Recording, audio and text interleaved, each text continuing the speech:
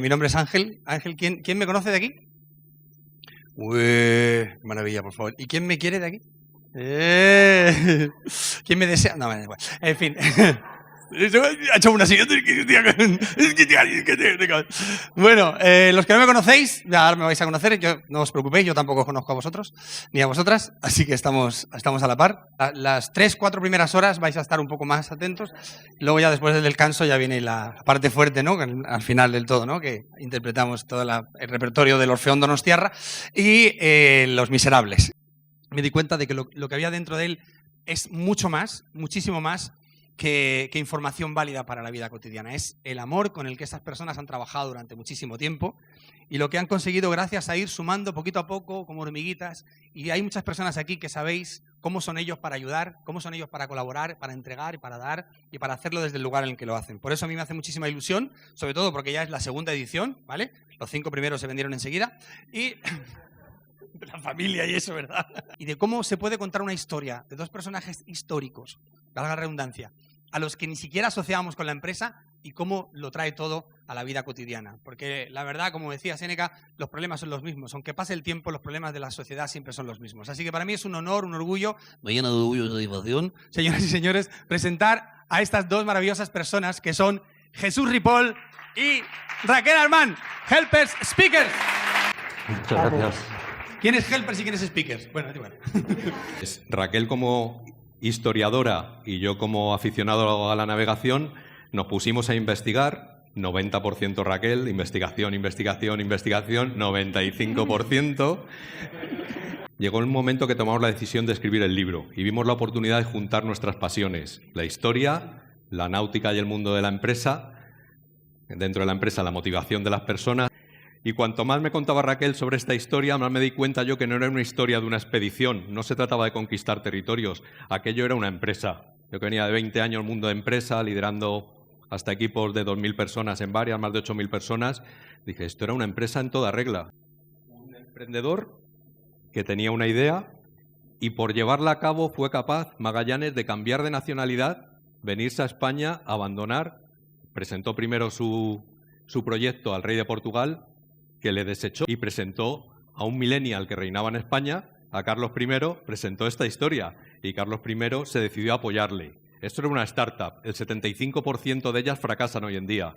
No hemos cambiado mucho porque el 75% de los barcos que partían a ultramar se hundían. Entonces, todos los que participaban en ello eran también emprendedores. O sea, todos tenían un espacio, lo llamaban una quintalada, que era el espacio que ocupaba un saco de un quintal de peso, y esa era la marinería rasa. Pero esto va escalando. Había alguien que había negociado el doble que Colón. Lo de Colón fue un chiste, por cierto, porque fueron 36 días de navegación.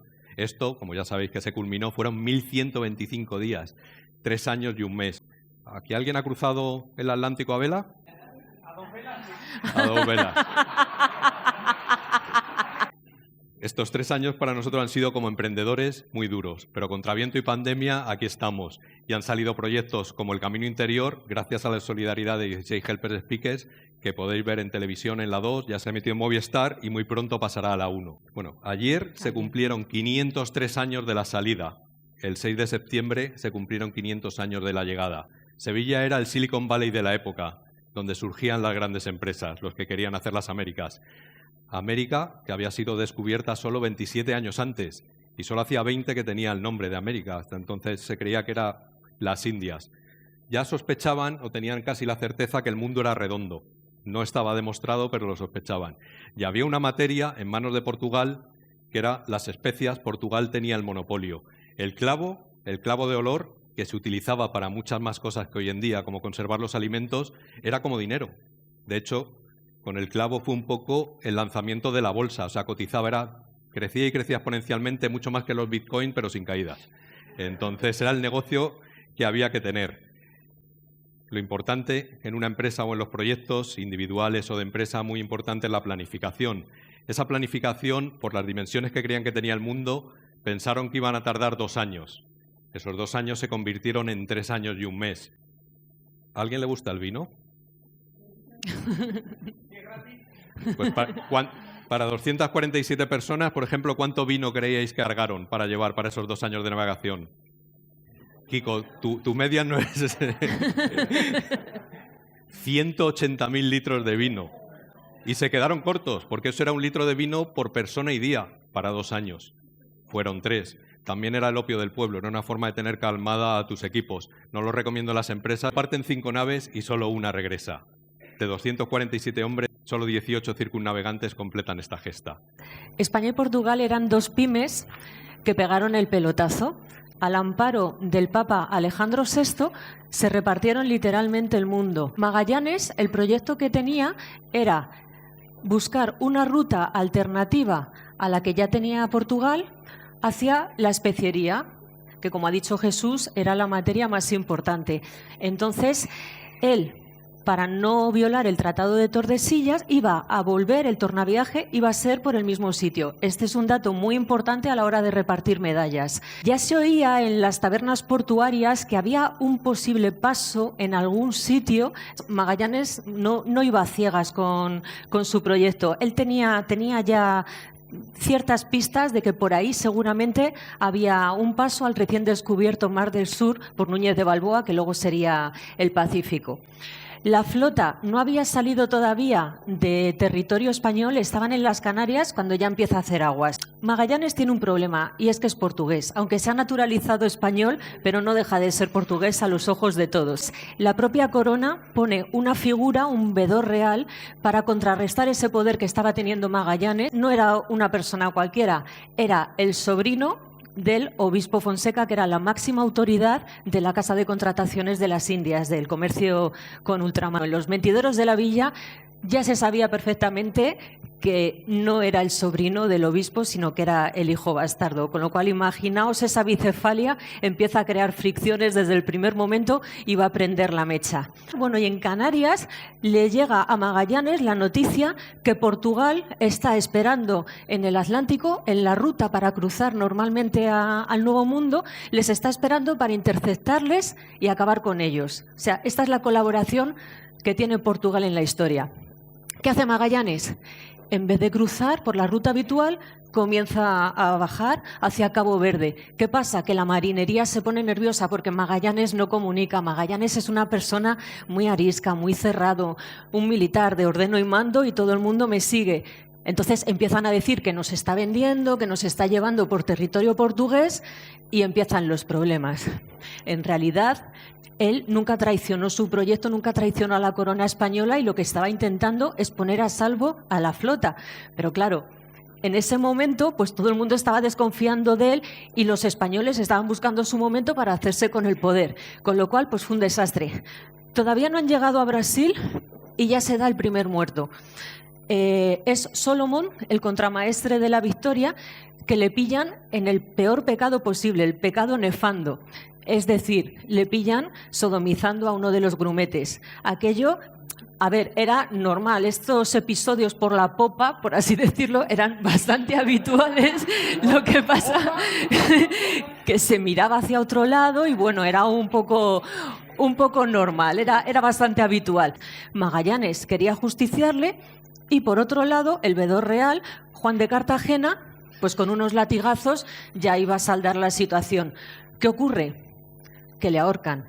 Entonces, ahí ya empiezan los problemas de decir Magallanes se está sobrepasando con su autoridad, teniendo un liderazgo muy autoritario, muy rígido, y bueno, pues empiezan las cosas bastante complicadas. Sí, pensamos que es una de las primeras muestras escritas de móvil laboral por algo que siguen las empresas, la prohibición en muchas de ellas de relaciones entre los miembros. De todas formas, a ver, es que no había mujeres a bordo, porque como todo el mundo sabe, somos un hervidero de problemas, de hormonas, entonces las mujeres a bordo no tenían lugar, ni están ni se las espera. Y aparte, también sostenían que las menstruaciones ricas en hierro intercedían en la aguja magnética de la brújula, con lo cual, o sea, mujeres a bordo, imposible. Los empleados del año. Magallanes, como ya ha dicho Jesús, era un militar, era más militar que marinero. Estaba naturalizado español porque había presentado su proyecto al rey Enrique el Afortunado y no estuvo muy afortunado, con lo cual Portugal ha cometido dos errores históricos, Colón y Magallanes. En los dos casos presentaron su proyecto para llegar a las Indias y en los dos casos se denegó. ¿Qué hicieron? Buscar otros caladeros donde fueran escuchados. En el caso de Colón, pues fueron los Reyes Católicos. En el caso de Magallanes, pues fue el millennial, como ha dicho Jesús, Carlos I. Magallanes, mientras que estuvo en España preparando toda la expedición, estuvo unos pocos meses, pues tiene la capacidad de sacar su proyecto contra viento y marea. Incluso llega a casarse con Beatriz Barbosa, que era la hija del alcalde de las Atarazanas, una de las instituciones más importantes también en Sevilla para el tema del comercio ultramar. En Magallanes ya había estado en las Molucas, había estado con los portugueses y de allí se trae a un esclavo que va a ser una persona, un empleado súper fiel, y esto no es un dato anecdótico, quedaros con ello. Sí, ese esclavo era los becarios de hoy en día. También podéis ver que la moda hipster es cíclica, o sea, ya se llevaba el tema de las barbas bien cuidadas. El Cano, por contra, tenía algo de militar, pero era más empresario, era un emprendedor. Entonces, como emprendedor, pues no podía ni ponerse enfermo ni morir. O sea, era autónomo y tenía que financiar sus proyectos. Él tenía su propia nave y la tenía al servicio del cardenal Cisneros y del gran capitán. Por ser emprendedor y valorar el trabajo de sus hombres, él les tenía que pagar el salario fuera como fuera, pero estos dos jefes resultaron no ser muy buenos pagadores y al final lo que él tuvo que hacer es pedir un préstamo poniendo como aval su nave para pagar a la marinería. Ese préstamo se alargó, no llegaba el dinero y al final tuvo que vender su nave a los genoveses, una nave que estaba prohibido vender cualquier cosa que se fuera considerada armamento militar. Pasó a convertirse en un prófugo de la justicia, padre ausente y mujeriego ya lo era, pero era un marinero excepcional y tenía una cantidad de soft skills como la empatía, el trabajo en equipo y demás, y la comunicación, mucho más allá de lo que tenía Magallanes. Entonces, eran dos estilos completamente diferentes. Todos esos problemas de comunicación se hubieran resuelto si hubieran contado con alguien como una de los 8 helpers speakers que han participado en el libro con un vídeo. Si lo compráis, los códigos QR son para ver vídeos, que las primeras personas, cuando le hemos preguntado ¿qué vídeo te ha gustado más? No he visto ningún vídeo, yo he pasado hojas, pues los 8 códigos QR son para ver vídeo. Pone ver vídeo, pero hay que explicarlo. Entonces, todo eso se hubiera solucionado si hubieran contado con uno de ellos, que se llama Íñigo Sainz de Urturi y es más conocido como el mago de la comunicación. Bueno, ¿qué hubiese sido del bueno de Magallanes si hubiese comunicado bien? La comunicación es el nexo de unión entre todos los seres humanos. Y si hay algo en esta sala esta tarde es gente que comunica bien. ¿Hay alguien aquí que comunique bien? Venga, esa humildad, venga. Por Dios, que sois helpers. ¿Quién comunica bien? Venga, va. Bueno, yo creo que si alguien comunica bien está en esta sala, ¿no? Si una madre o un padre no le puede hablar igual a 2 hijos gemelos o mellizos, que es lo más parecido en la naturaleza, ¿qué te hace a ti pensar que con una sola vez que des el mensaje ya todo el mundo te ha entendido? Es demasiado egocéntrico pensar esto, ¿no? Y bueno, pues cosas de estas le debían pasar al bueno de Magallanes, que si hubiese sabido estas cosillas, pues no sabemos si la gesta hubiese sido de 3 años o hubiese ido como un cohete, no lo sabemos, ¿no? Pero bueno, hay que dar a la duda siempre. Pasa que la comunicación tiene muchos usos, y uno de ellos que tiene, por ejemplo, es pasarlo bien. Todos tenéis 4 cartas por ahí, ¿verdad? ¿Sí? Vamos a hacer un poquito de magia así entre todos, ¿no? Magia en la distancia. Vamos a ver si a través de la magia de la comunicación consigo llegar hasta vosotros y consigo que la magia suceda en vuestras manos, ¿sí? Todos tenéis 4 cartas iguales por detrás, del mismo color. Esto no os pongáis a jugar al mus ahora, joder, aquí no, Kiko, aquí no. Vale, pues vamos allá, venga. Vamos a empezar a mezclar las cartas, por favor, las mezcláis para que nadie sepa cómo quedan vuestras 4 cartas. Cada uno tenéis cartas diferentes y cada uno os mezcláis de forma diferente. Vais a agarrar las cartas con 2 dedos así en plan pinza, las vais a agarrar así horizontalmente. Esto es horizontal. Esto es arriba y esto es abajo. ¿Lo hacemos claro? Es que el otro día di un curso de ingenieros y no se aclaraban los tíos. Decía, no, esto es la parte superior, esto es la inferior, no, arriba y abajo, ¿ok? ¿No? Como super coco, vale. Bueno, pues entonces vamos a coger las cartas así con los puntos hacia afuera, así como la tengo yo, hacia afuera, ¿bien? Y vais a hacer lo que siempre habéis querido hacer en vuestra vida, pero nunca os habéis atrevido, ¿vale? Vais a romper la baraja, vais a hacer por la mitad, más o menos, y vais a romper ahí, chas. ¿Sí? Y ahora viene el libre albedrío. Podéis poner las de la mano izquierda encima de la derecha o las de la derecha encima de la izquierda, como vosotros queráis, ¿de acuerdo? Las juntáis. A unos os saldrá y a otros no. Haber elegido bien. Esto es como la vida. La que ha quedado encima del todo la vamos a quitar de la ecuación. ¿La quitáis? La que está abajo del todo, por si yo también he visto sobre todo las primeras filas y demás, que luego decís, no, es que mi carta la sabía. Vale, cogemos y la quitamos de la ecuación, la que está abajo del todo, ¿sí? Bien. Perfecto. La siguiente, que está arriba del todo, la que habéis dejado después de mezclar cada uno como ha querido, etcétera, la que está arriba del todo, la cogéis y os sentáis sobre ella. Esto es para darle calor. No le quitéis un ojo de encima, ¿ok? Vale. Este lo pilléis mañana, no os preocupéis, ¿vale? No. Y ahora sí viene el libre albedrío de verdad. Por ejemplo, Ángel, dime un número bajito, el que tú quieras. El 2, ¿de abajo arriba o de arriba abajo? No, pero elige. De superior al inferior. Bien, pues de arriba a abajo bajamos 2. Lo hago yo con vosotros. Venga, bajamos 1 y bajamos 2. ¿Ok? La carta que ha quedado arriba del todo, después de la lección de Ángel, la vamos a apartar de la ecuación. Dime otro, Sofía, por favor. Dime otro número. El 1, ¿de abajo arriba o de arriba abajo?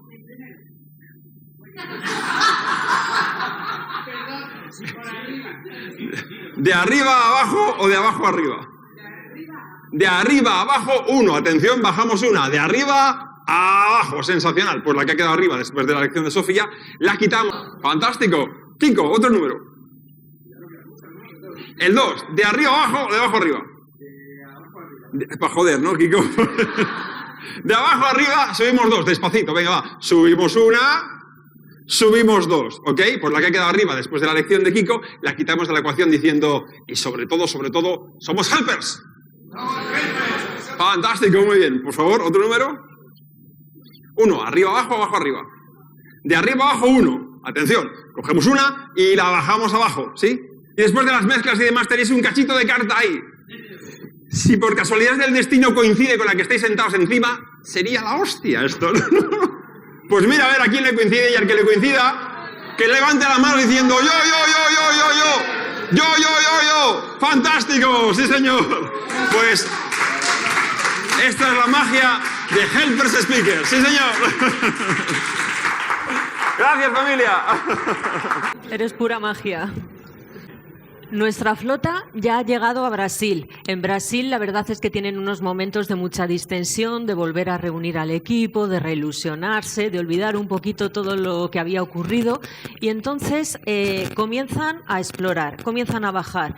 Enseguida llegan a lo que parecía que era el paso. Lo que ocurre es que cuando van explorando se dan cuenta al probar el agua que es agua dulce, con lo cual ese no podía ser el ansiado paso al otro lado.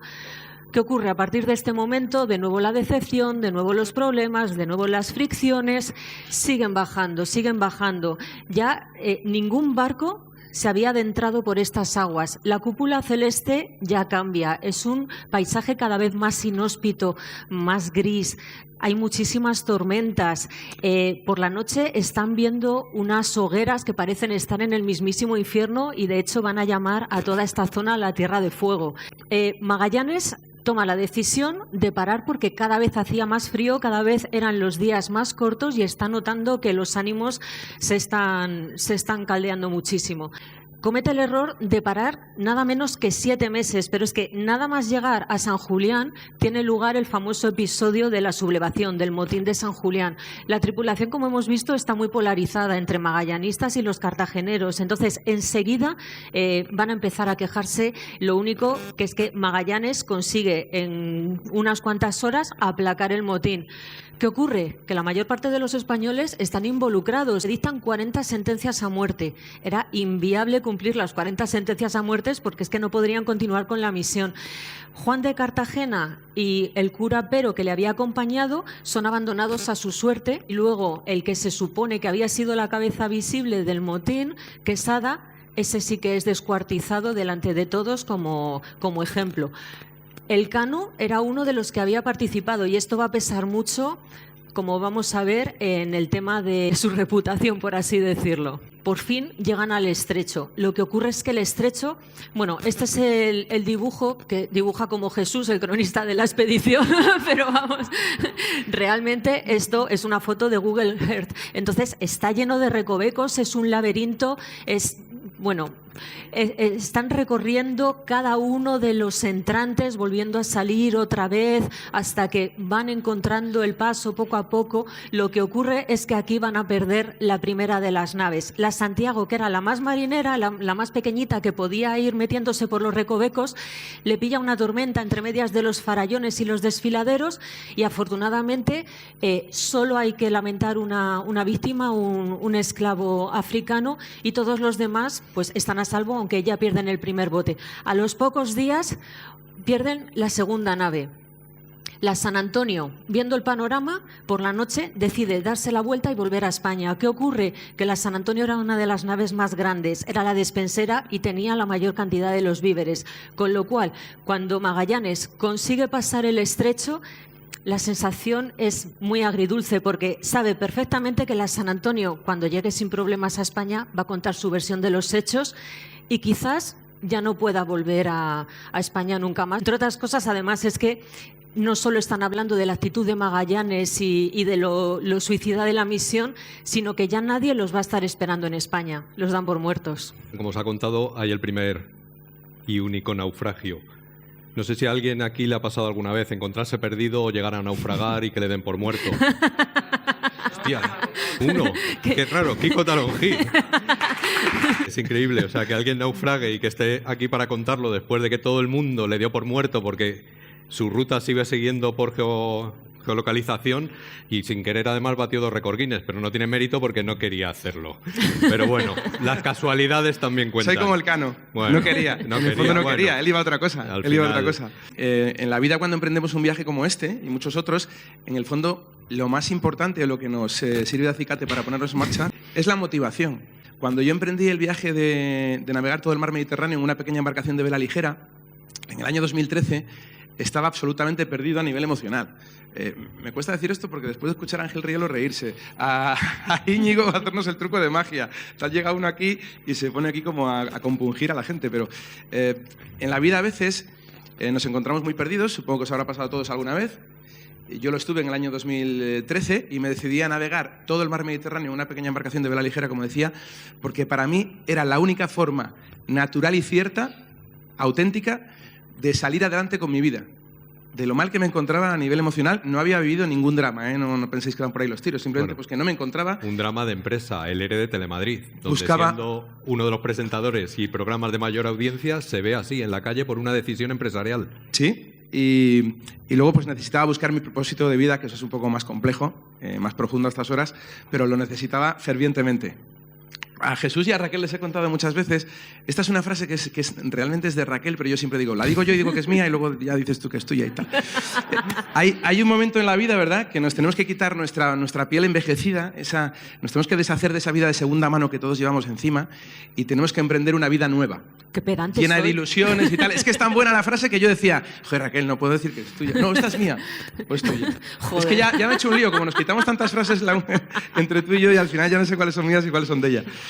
Y entonces yo me decidí a emprender por las bravas. Me lancé a navegar en solitario y sin asistencia todo el mar Mediterráneo y naufragué efectivamente a los 3 meses de partir. Era un juguete de playa, o sea, si alguno ponéis Kiko Talonjí aislado, veis el kayak que podéis alquilar cualquiera sin titulación y ponerse a navegar con eso en solitario 3.000 kilómetros. Yo tenía mis títulos, ¿eh? Lo que pasa que... Pero puede cualquier... Bueno, títulos, tenía sí. títulos, sí. Pero lo primero que hizo es llegar a Marruecos, a cruzar el estrecho y al llegar allí, pasaporte caducado. Casi se acaba la aventura. Despistes que tiene uno en la vida, despistes que tiene uno. Por hacer una alusión brevísima, aunque sé que hay gente aquí, me parece que hay gente del CEU San Pablo que tiene incluso la cátedra del Cano. Sí. Yo tuve la oportunidad de hablar del Cano, sí, allí. ¿Cómo te llamas, perdona? María. Un aplauso para María, voy a hacer como Rielo. Ella sí que sabe del Cano, pero María, yo tuve la inmensa suerte, pues yo trabajo mucho con la Asociación Nacional de Empresas Náuticas, por el tema de la navegación. Y me llamaron y me dijeron, necesitamos a un tío que hable inglés, que le guste mucho el mar y que pueda representarnos en la OMI, que es la Organización Marítima Internacional, que es como la ONU del mar, para hablarles a representantes de todos los países de la gesta de Magallanes y el Cano y, sobre todo, profundizar en la figura del Cano, porque también me lleva a una asociación española y convenía, sobre todo, profundizar en la figura de alguien español. Y lo hice y os juro que cuando salí de la sala, imaginaos, gente de todos los países del mundo, en un escenario que es que apabulla, cuando lo ves, te quedas... Aquí tengo que hablar yo en inglés media hora. Pero cuando acabé, dije, ya he hecho algo por mi país. Os lo juro, me quedé absolutamente, dije, he aportado mi granito de arena a los 3 años estos que tenemos de quinto centenario y tal, esto es lo que yo puedo hacer por Magallanes del Cano. Y volviendo a lo del viaje, a los 240 y pico hombres, siempre se habla de que buscaban fama, pasar a los libros de historia, se habla de la gloria, algunos buscaban riquezas, evidentemente, la ruta de las especias es muy ¿no? Ahí hay ambiciones y hay ambiciones a veces bien entendidas y bastante justas para la gente de la época. Sí. Pero yo siempre me quedo con la parte de motivación de ese viaje. Seguramente muchos buscaron también en ese viaje su propósito real de vida. Más allá de huir de la pobreza o de buscar riquezas o pasar o buscar gloria o pasar a la fama, buscaban ese propósito de vida que yo busqué en el año 2013. Porque al final, a nivel personal y emocional, no hemos cambiado nada desde entonces. Hemos evolucionado mucho tecnológicamente. El mundo ya no es el que era.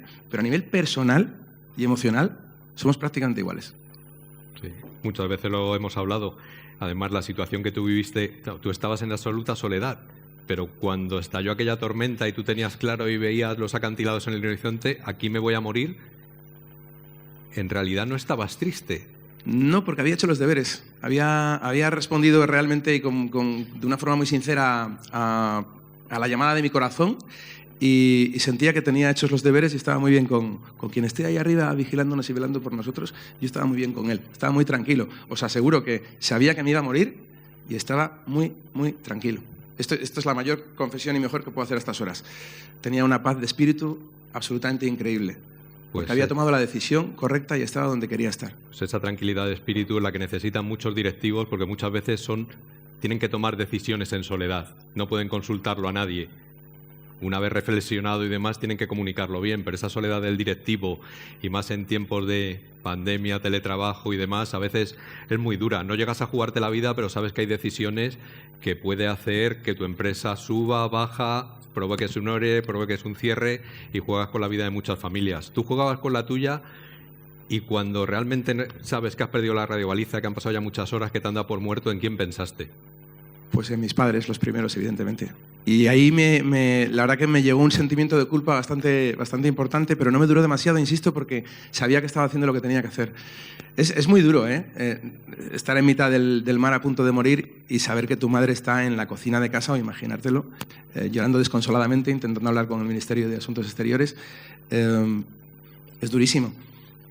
Pero aún así, aún sabiendo ese sufrimiento quizá innecesario que estaba causando a otros, tenía esa tranquilidad de haber tomado la decisión más auténtica que había tomado hasta entonces, en 43 años. Y eso pues, me sirvió de impulso y de ayuda a nivel personal y emocional para no sucumbir en ese momento que es tan dramático. Por supuesto estaba la muerte cerca y bueno, como me libré de ella ya es que podría estar hablando del naufragio y sobre todo de esos 2 días, horas y horas y horas. Antes hablabais de la gestión de la adversidad, que es tan importante en viajes como este y en la vida en general, pero los navegantes de larga distancia tenemos que hacer frente siempre también a la gestión de la incertidumbre, porque cada momento, cada minuto que estás en el mar navegando en solitario, tan lejos de la tierra, es incierto. En cualquier momento ocurre algo y tú desapareces del mapa. Y estar gestionando continuamente esa incertidumbre es un ejercicio que también es pasional, porque detrás de los episodios de navegación que yo hago, de las aventuras que yo hago, solo hay pasión. Por encima de todo hay pasión. Si no, no haría las cosas que hago. Como supongo que todos los que estáis en esta sala hacéis. La pasión es lo que nos mueve y nos impulsa. Sin ella no hay nada que hacer. Está claro. Gracias. Pues la de Kiko es otra historia como la del Cano, con spoiler, porque sabéis que finalmente no murió, consiguió sobrevivir. ¿Ah, no? Pero si queréis conocer todos los detalles, su libro se llama Aislado, también lo cuentan las conferencias de Help Speakers. Gracias, Kiko. Yo siempre he pensado que has nacido en el siglo equivocado. Continuamos con nuestra flota. Ya se han asomado por fin al ansiado Mar del Sur que había descubierto poquito antes Núñez de Balboa. Y ellos lo van a rebautizar como el Pacífico por lo calmado de sus aguas. La verdad es que la poca suerte que tuvieron fue esa, que no encontraron el mar agitado en ningún momento. ¿Qué ocurre? que Magallanes había errado en el cálculo de las dimensiones de la Tierra y además el ansia de llegar a las Molucas pensando que estaban ya a tiro de piedra le hizo cometer un gravísimo error, que es no parar en las costas de Chile, hacer aguada y aprovisionarse, con lo cual el Pacífico se va a convertir en una tumba. El Pacífico es un océano inmenso y de hecho caben los 5 continentes holgadamente en él. ¿Qué ocurre? Pues que enseguida el agua se va a pudrir, se van a tener que comer el revestimiento de cuero de los mástiles, las ratas se cotizan al alza, empiezan a morir de escorbuto. Bueno, también se cree que se dieron algunos episodios de canibalismo, aunque esto no está todavía muy claro. Y bueno, Magallanes lo que hace es ordenar que enseguida, cada vez que haya un fallecido, se lance por la borda para evitar cualquier tipo de tentación. Pero vamos, las crónicas de Pigafetta, del cronista, son de un realismo doloroso. Lo que pasa que, claro, ahora mismo no tenemos tiempo para leerlo, pero es espectacular todo lo que tuvieron que padecer en la travesía. Esa travesía por fin toca su fin. Después, bueno, llegan tan agotados y tan exhaustos los pocos supervivientes que llegan, que lo primero que llegan es una isla, que la llaman la isla de los ladrones, porque llegando una armada con toda la tecnología moderna, armaduras, armamento y demás, son incapaces de levantar las pesadas armas y defenderse de todos los aborígenes que se les acercan, suben a los barcos, rapiñan, poco había que rapiñar, comida nada, pero las cosas que llevaban para intercambiar y se van, y deciden irse de ahí, seguir navegando hasta otra isla donde por fin pueden aprovisionarse. Ahí, una vez recuperado fuerzas, Magallanes pierde el foco. No podemos saberlo exactamente, pero creemos. Por un lado dice, si vuelvo a España a saber lo que han contado los otros, me he cargado a gente muy importante y en cambio yo he negociado ser el gobernador de todos los territorios que descubra y cada 6 islas, las 2 siguientes, para mí.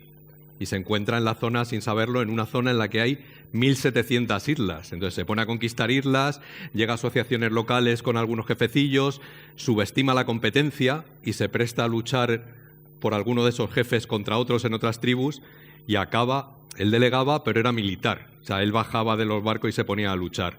Con las pesadas armaduras que le defendían, pues en la arena se hunden, no se pueden defender y al final muere lanceado defendiendo a los últimos hombres, según relata Pigafetta, que van cogiendo las chalupas y volviendo a barco. O sea, ahí sí se comportó como un héroe, pero ahí muere Magallanes y nunca dio la vuelta al mundo. Antes os he nombrado un poco por encima a Enrique de Malaca, el esclavo malayo de Magallanes. Le tenía tal cariño y tal aprecio a Magallanes que en el testamento deja estipulado que si le pasara algo a él, Enrique de Malaca sería un hombre libre. ¿Qué ocurre? Que en el momento en que fallece Magallanes, él dice, oye, que aquí pone esto.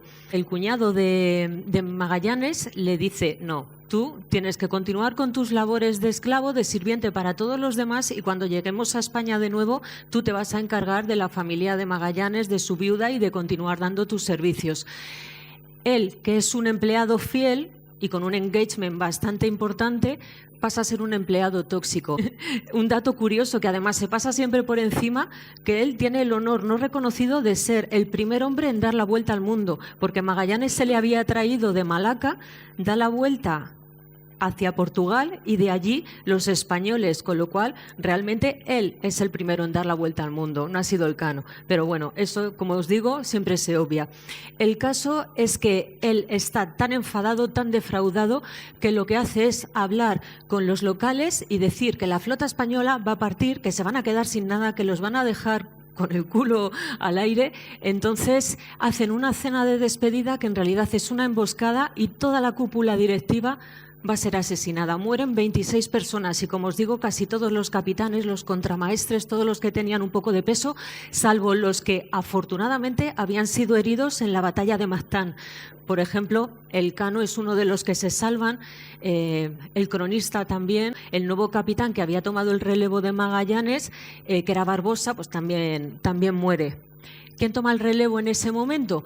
Pues entre Espinosa y Carballo. Lo que pasa es que Carballo se va a revelar como el antilíder, va a ser un impresentable y bueno, en este momento deciden quemar el tercer barco porque no hay marinería suficiente para gobernarlo. Es lo que en algunas empresas es la optimización de recursos. O sea, no tienes suficientes recursos para mantener todas las unidades productivas, pues una se quema para que no la tomen los indígenas y se hagan con el mando y tengan gratis un barco que era pues la mayor inversión de la época en Europa, y parten ya 2 barcos rumbo a Molucas. ¿Qué pasa? Que Carballo, pues si veníamos de un liderazgo, digamos, ético, cumplimiento de normas, aunque sean normas y que hay medidas disciplinarias que hoy en día no aplican, como dictar sentencias de muerte, pasa a ser a un liderazgo pirata. O sea, Carballo lo que se dedica es, en su propio beneficio, a saquear islas y hacer todo tipo de barbaridades, violar mujeres, saquear barcos. O sea, al final los marineros acaban hartos de él y deciden que su líder natural, aquel que era empático, que había demostrado en campañas anteriores ser un gran navegante y un gran jefe, deciden nombrar capitán de embarcación a Elcano. O sea, Elcano toma el mando después de 4. Es el 5, el quinto capitán. Hasta ese momento no toma el mando y había mantenido el perfil bajo después del motín, porque sabía que mientras viviera Magallanes, pues tenía la soga muy cerca de su cuello. Se van a Molucas y llegan a Molucas. Y en muy pocas semanas, en días, han negociado acuerdos. En Molucas hay varias islas, pues una de las islas les recibe con los brazos abiertos porque querían quitarse las condiciones económicas que tenían pactadas con los portugueses. O sea, por el dinero, en una semana pasan a ser vasallos de la corona castellana. Juran lealtad al rey, al millennial que teníamos gobernando en Castilla. Querían venirse a España con Elcano para que se les presentara. Le empiezan a vender clavo, a vender especias. Venden tanto y se dan cuenta que las prisas no son buenas para negociar, porque venden tanto que cuando ya están los barcos cargados a tope, les venden cada vez más barato, y dicen, oye, que mal hemos negociado las primeras toneladas. Con lo cual cargan más, y de allí deciden las 2 naves partir y parten de Molucas para volver a España. En ese momento no está claro qué ruta iban a tomar, pero al mismo día, la misma mañana que parten, una de las 2 naos empieza a hacer agua y a hundirse. Vuelven a tierra, ven que las reparaciones necesitan varios meses, entonces por las corrientes que había y demás, Elcano propone hacer algo diferente, desobedecer a la corona española, aun a riesgo de sanciones que pueden llegar a la muerte, ya habéis visto cómo las gastaban en la época, y decide volver por la ruta africana, por la ruta portuguesa, pero navegando a muchísima distancia de las costas para no toparse con los portugueses que sabían por los locales de Molucas que les estaban buscando. Y la otra nave se quedará en Molucas para ser reparada. La Trinidad se quedará allí para ser reparada, que iba a llevar unos cuantos meses, y esa nave volvería otra vez atravesando el Pacífico y volviendo a bajar por Chile, Estrecho de Magallanes y volver a subir. No daría la vuelta al mundo. Elcano inspira a su equipo diciendo, vamos a lograr algo mucho más grande y que será recordado por toda la historia. De hecho, nadie nos acordamos del precio del clavo, ni del precio de las especias, ni le damos ninguna importancia hoy en día porque lo ha perdido. Ya tenemos frigoríficos y tenemos muchos otros productos y otros precios. Pero todos celebramos el 5º aniversario de la primera vuelta al mundo, que es una empresa española.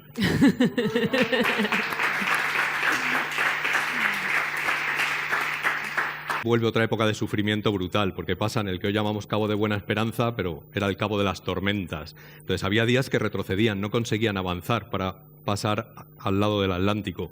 ¿Qué hicieron? Alejarse más, cada vez más frío, más cerca del polo, y por ahí finalmente pudieron pasar. Con su empatía y su estilo de liderazgo más de hacer equipo, dio a votar en 2 ocasiones si paraban a hacer agua y coger víveres o no.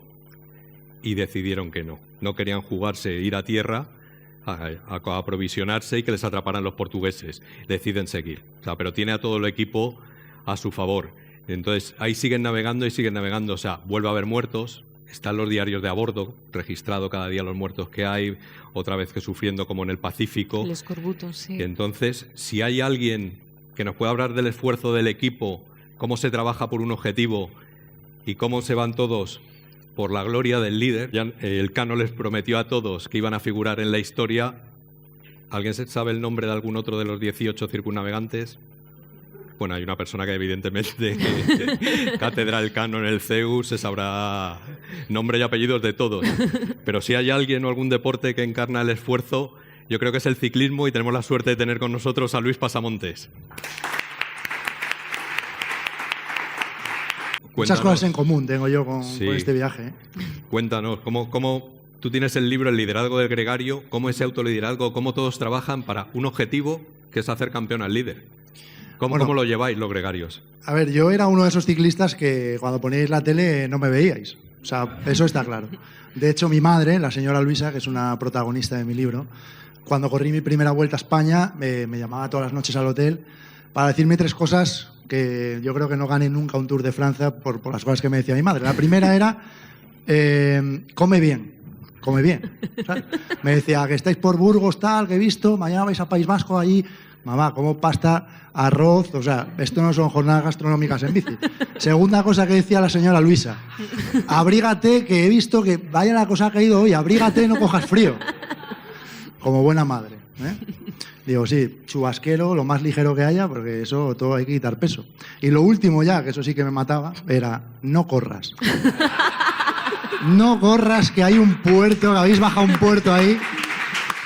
Yo creo que no he ganado nunca una gran vuelta por eso, ¿eh? Pero bueno, y a partir de eso, a partir de todas estas cosas que me contaba mi madre, pues me di cuenta que no era un ganador, que no tenía cualidades para ganar etapas. Porque además si ganabas te iban a regañar en casa. Claro. O sea, mi madre además... Estás corriendo... Exacto. Mi madre me decía, bueno, hijo, pues es que junté a mis amigas ahí, hicimos merienda, porque les dije que salía mi hijo en la 2 de Televisión Española por la tarde. Y entonces, claro, mi madre iba allí con las amigas a merendar, ponían la tele, y claro, pues lo que os decía, pues cuando ponía mi madre la tele, yo iba ahí entre el coche escoba y la ambulancia, dando pedales hasta con las orejas. Yo estaba allí con los mejores del mundo. Y claro, mi madre un día de esos que me llamó por la noche me lo dijo, ¿no? Me dijo, oye, pero estás en la Vuelta a España, de verdad, ¿no? Digo, sí. Digo, ¿estás en la Vuelta a España? Dice, sí, porque a veces me despisto, que me dices que los equipos os dividís, que vais unos a Bélgica, tal. Digo, a ver si me ha dicho que el equipo de él está en la Vuelta, pero él no. Y digo, sí, mamá, ¿por qué me dices eso? Es que ponemos la tele, nos turnamos para ir al baño, no se te ve. Desde el helicóptero es imposible, vais todos iguales. Así que aquello que me dijo mi madre me hizo espabilar y sobre todo, claro, yo luego empecé a pensar por la noche cómo hago para que me vea mi madre en la tele, ¿sabes? Digo, provoco una caída aquí y que me enfoquen. Pero bueno, ahí empecé a descubrir, digo, oye, pues eres un bulto sospechoso que hace que el pelotón sea un poco más largo, entonces tenemos que hacer algo para destacar sobre el resto. Y si no tenemos cualidades para ser de los que ganan, pues vamos a trabajar para los que ganan. Así que todo el esfuerzo que yo ponía en hacer el 5º, el 8º, el 10º en una etapa, pues decidí emplearlo en trabajar para los que realmente tenían cualidades en levantar los brazos en una línea de meta. Y ahí empecé a construirme como gregario, que es una palabra muy típica del ciclismo, que habéis escuchado ahí cuando estáis en la siesta, que todos nos hemos echado la siesta con el ciclismo. Pero los gregarios están presentes en todos los ámbitos, ¿no? En la familia, en el deporte, en la empresa. Son esas personas que se esfuerzan, que se sacrifican, que a veces están muy en la sombra, como yo, ¿no? Que no salía ni en la prensa ni en la tele, pero sin ellos los líderes no conseguirían éxitos y el equipo tampoco. Fijaros qué importante es que un equipo de ciclismo lo componen 8 ciclistas y en mi época, ahora ya hay gente que piensa diferente, pero yo sigo con esa, en mi época éramos 7 gregarios, 7 hombres para trabajar al máximo para un solo líder.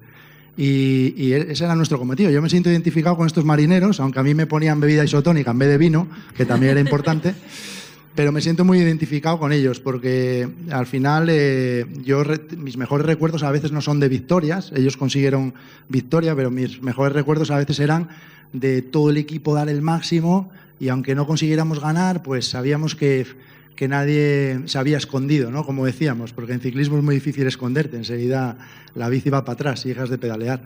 Y mis recuerdos eran esos, ¿no? El de trabajar, que me llamara la señora Luisa, ¿cómo has quedado? Yo decía, hemos ganado. ¿Pero tú has ganado? No, pero hemos ganado, mamá, ha ganado el equipo. Y bueno, lo empezó a entender y empezó a descubrir la importancia que los hombres de equipo teníamos para conseguir victorias. Tras una parada que fue la única que hicieron en 211 días desde que partieron de Malaca hasta que por fin el 6 de septiembre la única nave superviviente, la Victoria, con ese nombre tenía que ser ella, llega a Sanlúcar de Barrameda, solo hubo una parada que otra vez el Cano la sometió a votación. 13 marineros bajaron a intentar aprovisionarse en Cabo Verde, Islas Portuguesas, nuestros amigos ibéricos con los que dicen que hicimos la gesta juntos, les apresaron y estuvieron ahí encerrados de 27 días los que menos a 5 meses los que más en jaulas de perro. Entonces la nao llega por fin a Sanlúcar. Lo primero que hacen esos héroes es, famélicos como venían al no haber podido aprovisionarse en ningún momento, es peregrinar a la Victoria, Santa María de la Victoria, en Sevilla. De la Victoria, antes de nada. Luego ya posteriormente toca rendir cuentas. Junta General de Accionistas, el Cano manda el informe al CEO, al rey, a ese millennial, manda el informe y dice, bueno, ahora ya vienen los premios. No, Lo que viene es fiscalía, viene la auditoría interna, vienen los interrogatorios para contrastar su historia con lo que habían contado los desertores. A gente como Elcano o gente como Magallanes le habían quitado el salario que le iban pagando a las esposas durante ese tiempo porque eran traidores.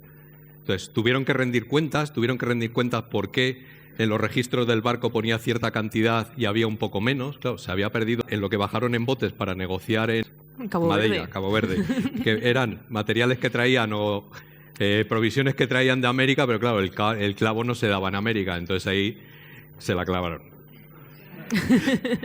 Después de rendir cuentas al rey, por fin, ya una vez comprobado su historia, les dan credibilidad y se desplazan a Valladolid y empieza el reparto de bonus y beneficios, muy teórico, porque muchos años después la madre del Cano, ya fallecido el Cano después de su segunda expedición, seguía reclamando a la corona que pagara esos bonus. O sea, yo creo que nada quema más a un empleado que no le paguen lo prometido.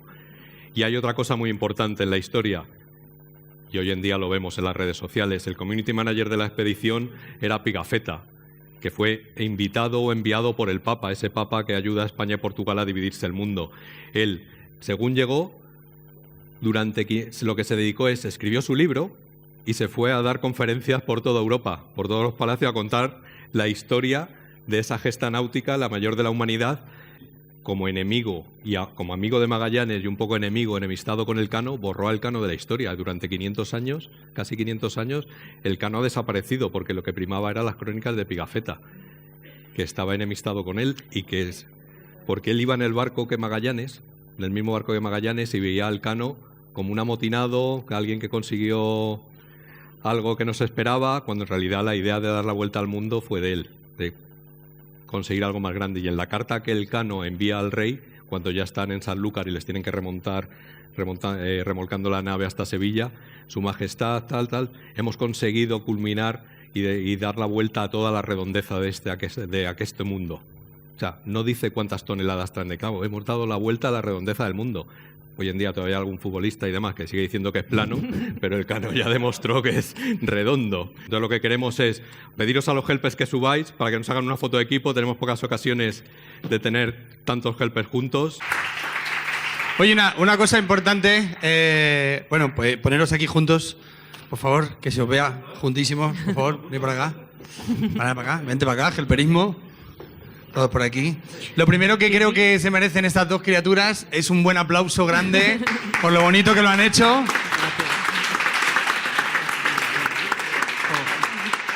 Yo creo que ha quedado precioso, que ha sido muy bonito como lo habéis hecho, ¿entiendes? Todavía no sabemos quién es el Magallanes y quién es el Cano, no te preocupes. El Cano. El Cano es el que lleva canas y Magallanes es el que tiene mogollones. Bueno, da igual. Lo importante es que este libro de verdad os va a encantar. Yo no me lo he leído entero, pero me ha gustado muchísimo todo lo que... Gracias. No, entero no ha podido ser porque estaba leyendo el de Mónica Galán, ¿sabes? El método Bravo, y estaba también con el de Kiko, en fin, muchas cosas. Pero creo que es importante que digamos que habéis hecho un trabajo maravilloso, que si alguien quiere decir alguna cosa, hablo en nombre de todas las personas que estamos aquí y que nos ayudáis en el camino y que nos abrís siempre las puertas y nos tratáis muy bien. Gracias por todo lo que hacéis por nosotros y por ayudarnos en este camino tortuoso a veces de enfrentarnos a las empresas y sobre todo de hacerlo de esta manera tan amorosa como lo hacéis. Muchísimas gracias. Es un orgullo estar con todos vosotros, que ha sido una presentación preciosa, que ese trabajo de investigación pues ha permitido traer un pasado lejano a un lugar muy cercano, que establecer esa analogía entre el mundo de la empresa y el mundo de la navegación me parece de una creatividad extraordinaria y que inevitablemente pues va a ser un libro que va a ayudar muchísimo a las empresas. Va a ser entretenido y a la vez nos va a enseñar mucho sobre dimensiones a veces del ser humano que solo se descubren en los momentos extremos, como nos comentaba Kiko antes, ¿no? Y nada más, daros la enhorabuena y gracias por haberlo escrito. Gracias. Maravilla, por favor. Es por altura, vamos por altura. Bueno, yo he que decirles a Raquel y Jesús y a todos los helpers que es una maravilla poder formar parte de este equipo, ¿no? Yo vengo del mundo del deporte también y yo creo que el equipo siempre ha sido lo más importante. En este caso, bueno, pues después de tantas gestas y explicarlo como lo habéis explicado, yo creo que es un pasito más hacia otro reto que seguramente dentro de poco conseguiremos todos juntos ayudando a esas empresas a salir adelante y saber gestionar el día a día, que yo creo que es lo más difícil. Yo tengo experiencia en fracasar, pero también tengo experiencia en ganar medallas. Así Así que yo creo que del fracaso se aprende mucho y es muy importante saber darle la vuelta al argumento. Bueno, pues yo qué voy a decir, que si hubiera participado, pues podría haber matado a alguien, porque yo como las espadas es lo mío, pues me hubieran utilizado de mercenario. Y bueno, encantado también de estar aquí con todos vosotros y de participar en esto. Y además que siempre me ha encantado el nombre, los Helpers. Y entonces, como lo que veo aquí encima es brutal y que vosotros dos seáis los artífices de todo esto, pues tiene mucho mérito, la verdad. Porque reunir a tanto crack con tanto conocimiento y sentirnos tan privilegiados, pues os quiero agradecer este momento porque de verdad podemos ayudar a mucha gente y vosotros os habéis dado cuenta muy rápido. Gracias. ¡Qué bonito!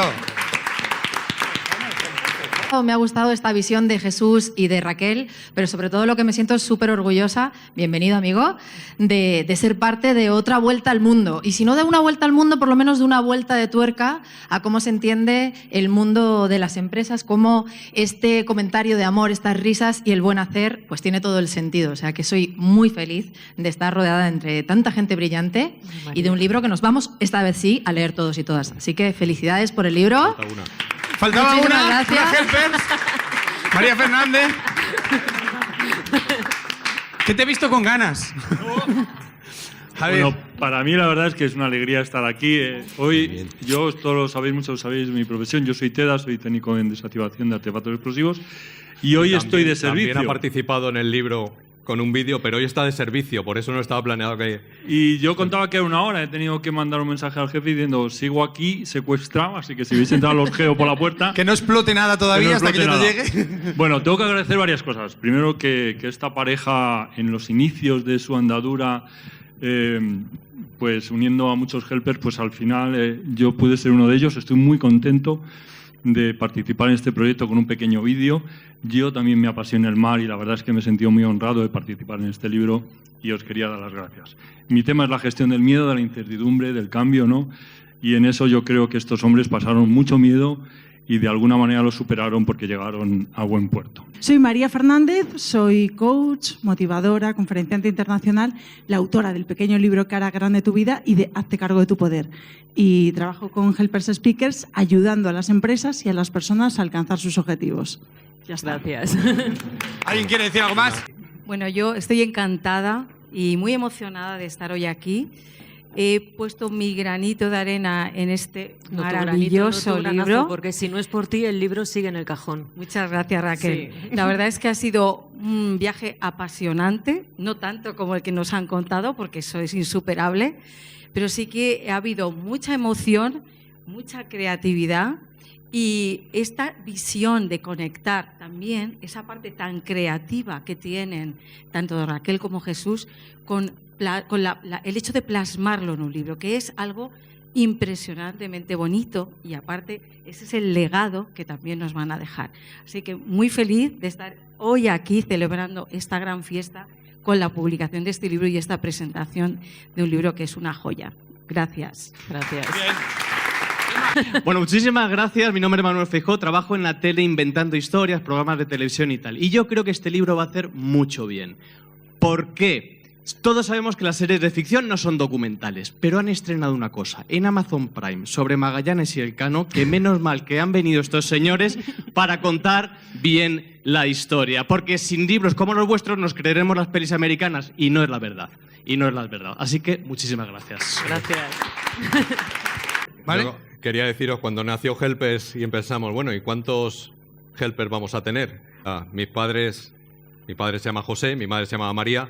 Yo nací un 25 de diciembre y entonces dije, bueno, pues que hablen otros por mí. Voy a ver si me hago un equipo de 12 helpers y que hablen ellos y den conferencias. Se nos ha ido un poco de las manos, pero hemos dicho, bueno, vamos a invitar solo a 20 porque si vienen 12 por 12, los 144 actuales, esto no acaba nunca. Di tú las últimas palabras, por favor. Gracias. Bueno, podéis ir en paz. Nos vemos en el vino. Gracias.